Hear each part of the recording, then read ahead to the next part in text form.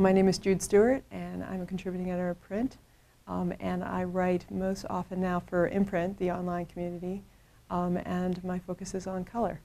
And that sort of is a very broad topic, but I go from things like color trends and you know, what palettes are we seeing a lot nowadays, but then I also am interested in sort of widening the aperture and having people think about color in all its forms and you know, what does it mean to different people in different cultures, and how does that read in many different contexts.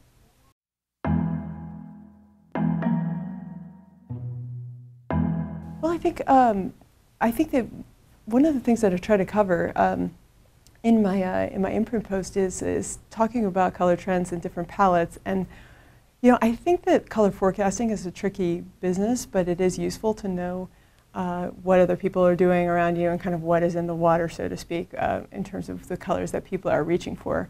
There's a little collective conversation that we're all having where everybody's just suddenly just in love with that particular mustard or that particular turquoise, and it's good to know what you're doing there and see yourself in light of your peers and their work, but also maybe to react to that. Maybe you feel, if you notice what's going on with a trend, maybe you need to stop yourself and say, okay, maybe where can I take this next? So I like to think about the color trends, and just so people can kind of have some of their competitive analysis done with them. But also, I think thinking about how color reads at many different levels. Color can be spiritual. It can be, it's obviously very important to brands. There are certain colors that are very iconic. The one that comes to mind is, you know, Coca-Cola red. So that's always going to read red, and that's probably trademarked as such. But there's, even if you're working at one level, that color can be read at many other levels.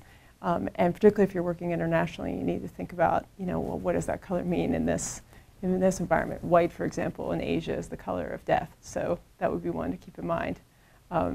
So I like to try and span the full spectrum that way, and give people a full, if I can, a palette of ideas as they reach for what they're going to do with, you know, their color choices on their next project.